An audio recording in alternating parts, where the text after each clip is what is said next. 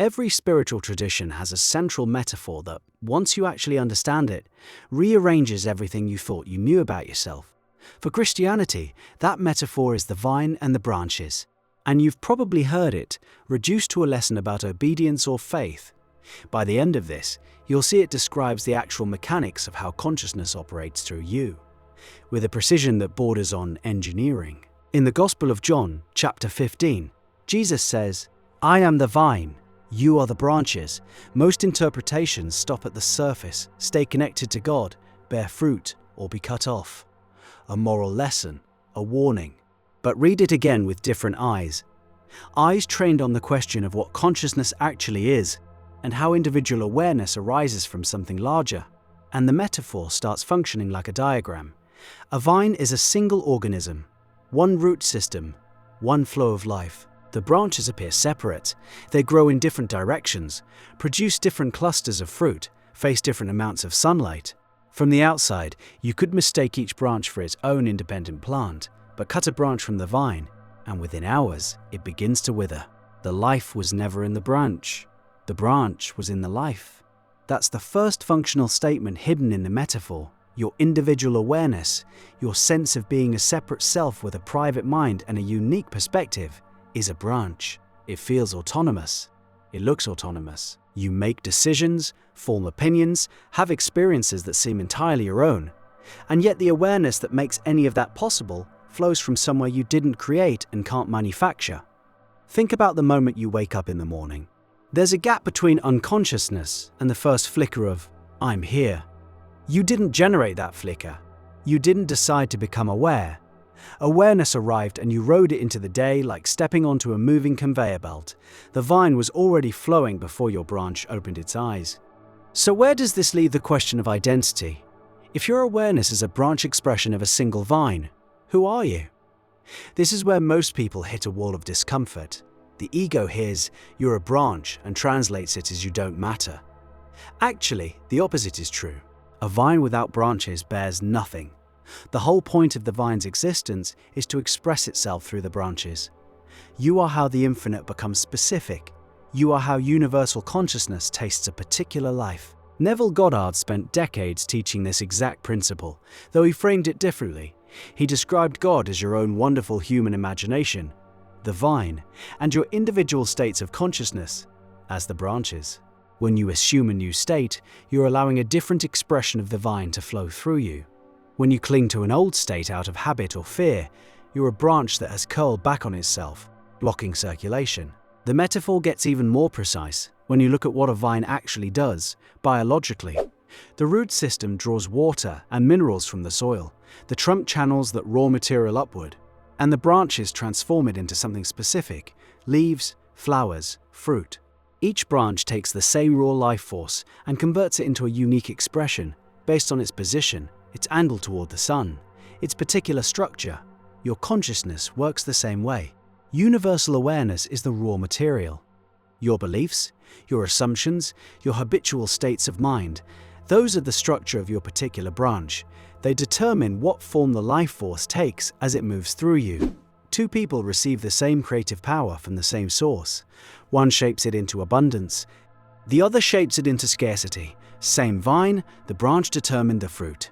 This is where the metaphor delivers its sharpest teaching and where most people resist. Jesus says, "Every branch in me that does not bear fruit, he takes away."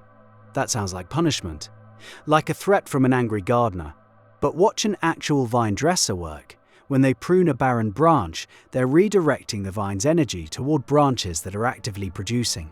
The pruning serves the whole organism.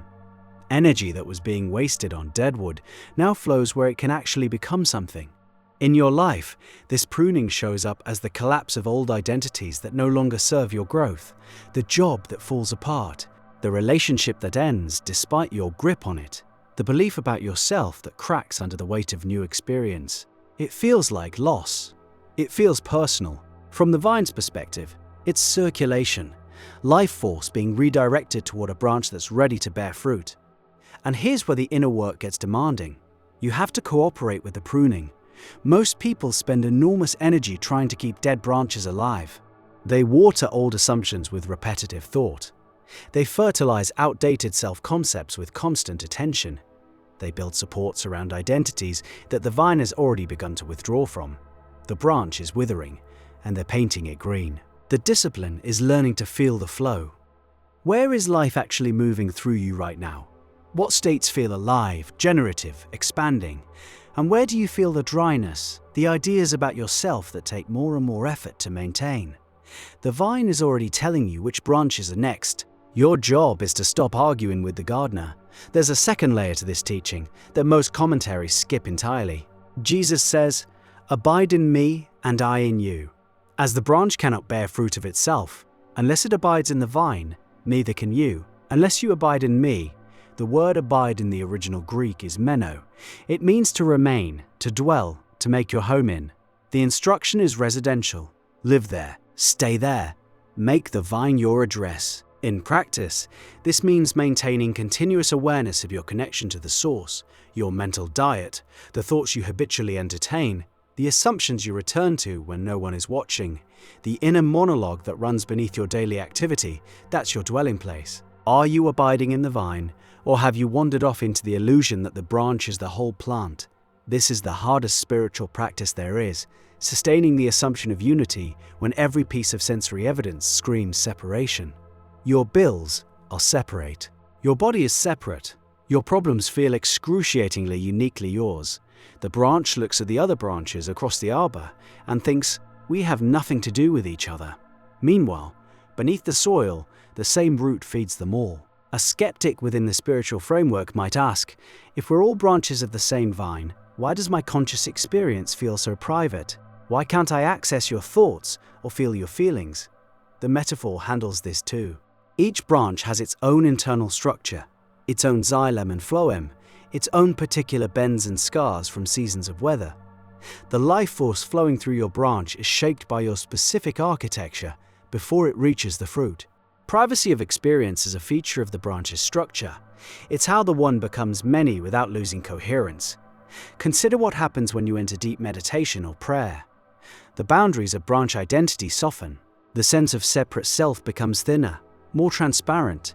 For brief moments you feel the vine directly, that vast impersonal aliveness that has no name and needs none. Mystics across every tradition describe this experience in almost identical terms. The drop recognizing it was always the ocean, the branch feeling the sap that connects it to every other branch on the trellis. You've had smaller versions of this. A moment of being so absorbed in something that the you watching disappeared, a flash of knowing something you had no logical reason to know, a sudden wave of compassion for a stranger so intense it startled you. Those are moments when the branch walls thinned and the vine's awareness moved through you without its usual filtration. The practical implication reshapes everything about manifestation. If you are a branch, then the fruit you bear depends on two things: the health of your connection to the vine and the structure of your particular branch. You can't change the vine. The vine is what it is, infinite, creative, endlessly generative. But you can change your branch structure, you can reshape your assumptions, you can prune your own deadwood instead of waiting for the gardener's shears. You can angle yourself toward the light by choosing states of consciousness that allow more life force to circulate through you. This is what Neville meant when he said, assume the feeling of the wish fulfilled. You're restructuring the branch. You're widening the channels through which the vine's creative power flows. You're positioning yourself to receive more of what's already being offered. The vine never stops giving. Branches just vary in how much they can receive. The most overlooked line in the entire passage comes near the end. You did not choose me. I chose you. The vine chose to grow branches. Consciousness chose to become aware through you. Your existence as an individual point of awareness was the vine's idea, the vine's desire, the vine's creative act. You didn't earn your way into being. You were grown. Sit with that for a moment. The life moving through you right now, the awareness reading these words, the curiosity pulling you forward, the quiet recognition stirring somewhere beneath your ribs, that's the sap of the vine. It was flowing before you were born. It'll flow after the branch drops its last leaf. Your assignment was never to generate the life. Your assignment was to bear fruit that only your particular branch, with its particular shape and scars and angle toward the sun, could ever produce. The vine is already flowing. The only question is, what you'll let it become.